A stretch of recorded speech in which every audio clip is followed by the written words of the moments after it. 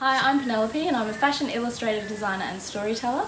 I'm Anna and I'm a fashion stylist and personal shopper. And we share a love for being consciously minded when it comes to fashion. Anna's got a sheet here. We're just going to address that because it's definitely going to come up. Anna's quite wild with her hand gestures. Yeah. We're just going to preface this video and say, bear with the sound. Penny's got a heat rash. I'm moving house, so just don't look at my hair. So the reason why we want to record this video is because we, like everyone else, have had quite a few conversations around what's been happening in Australia at the moment with the bushfires, and like everyone else have felt quite helpless. And what came out of the conversations that we had were actually really uplifting, enlightening and positive stories. I've learned a few things from just having conversations, even from store owners, and looking back on personal experiences with clients that I've worked with. Anyway, we got together and we thought we should have a talk about this, and so we are. Yeah, so hopefully you find this helpful. If not that, at least a little bit light and uplifting. I mean, we're always humorous. You were saying? Yeah, so I was having this conversation recently with a store owner of a boutique, Paula. She had just mentioned how horrific the fires had been, and I said, yeah. Anyway, Paula had mentioned that she actually went through a house fire when she was 6 years old. I said, oh, did anything stick with you that you've, carried through your life from going through that experience? And she said her mum used to always save things for good, and ever since they went through the house fire, they just used what they had that was beautiful. Like, for example, they were never allowed to sit in the sitting room of their house because that was for good occasions. And then once they did rebuild their house, no area in their house was, was off limits, because you have these beautiful things that are there to enjoy. That is such wisdom, because I hear so many of my clients, even when I go into their wardrobes, oh, but that is for a good occasion. I never understood that, because then they just go to waste when they could be being worn and made of use. I've worked with 2 clients throughout my time being a stylist who have actually lost their houses, and they hired me to rebuild their wardrobe, and they had 2 very different approaches. One was a male client, and he actually hired me quite soon after the fire had happened because he was a busy man. He just needed a new wardrobe to replace everything that he used to have.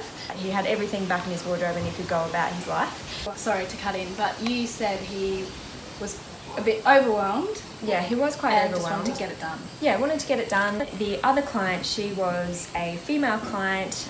She took it as almost an opportunity to rebuild, but in a way where her wardrobe was more mindful. So everything that we added was natural fibres. It fit her really well. She just loved every single piece that we bought, and she knew how to wear it in a way that went with the lifestyle that she was at that point of time. We didn't buy a lot during that shopping session, but she then had the skills, which is what she wanted, to then gradually add pieces as she went. She then had that knowledge and confidence to actually start rebuilding her life, and she saw it as a total positive.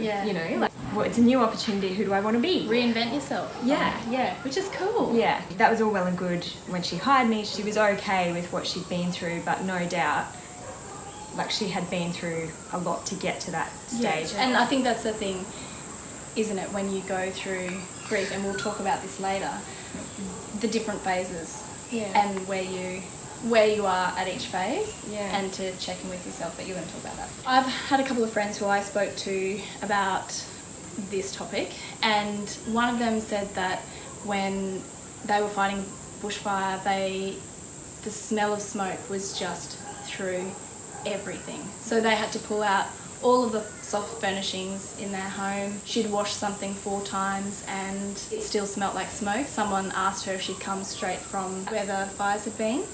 When I spoke to Anna about this, we were like, oh, I mean, what a downer to have gone through everything and then have to come home to everything smelling like smoke. Also, what a trigger. So we thought we'd share with you some tips that we've found and that we know, which can help you get the smoke smell as well as the soot stains out of your clothes. The smoke smell from a bushfire is apparently very different to a smoke smell of a campfire or a cigarette smell. So it's quite chemically, and therefore the odour sort of hangs around. The reason why you want to go for borax or white distilled vinegar and baking soda is because you need to neutralise the odour.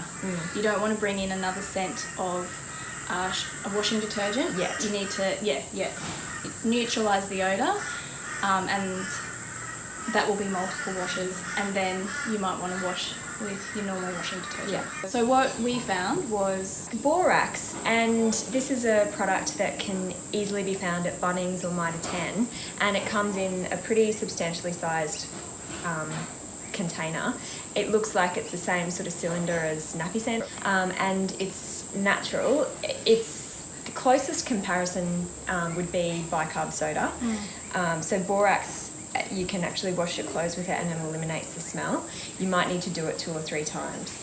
So it's not available at Coles or Woolworths. You actually have to go to a hardware store. That's quite a good donation or gift too. Yeah, that could be a really just practical gift. Oh, I said that. Then it started. Yeah, that's how it started. And then another thing you could try is distilled white vinegar and baking soda. Mix those two together in a basin, your wash basin, and then soak your clothes. You want to check the care label. So on a care label it will always have if it can be dry cleaned or hand washed, and if it is hand washed, if it's machine washable, in this case you want to soak, and the temperature that the garment can withstand. If the garment can withstand a high heat, so a hot water or warm water, go as high as you can, because that is going to help shift. Let it sit overnight. Once it's soaked overnight, take it out of the water and smell it, because you don't want to let that garment dry if it still has the odour and then try and wash it again. You need to keep the garment wet. So smell it. If the smell's still there and all is lingering, do it again. You'll have to do it between 4 to 6 times at least. If you need to clean soot, so soot's like a black mark. And I hadn't even thought, actually, to be honest. I had to research this. But soot is a combination of carbon, dirt and oil. I had no idea. I thought soot was just ash. Yeah, same, actually. If you want to remove soot, wherever the soot stain is, you can either tap the fabric around the stain to help dislodge the particles, but I'd actually recommend to vacuum first and remove the particles that way. That makes so much sense. Yeah, it does, doesn't it? Yeah. And then it's much the same as the smoke smell. Put it in vinegar, baking soda, and again, let it rest overnight. And if you need to do it multiple times, then that's what you need to do. Yeah.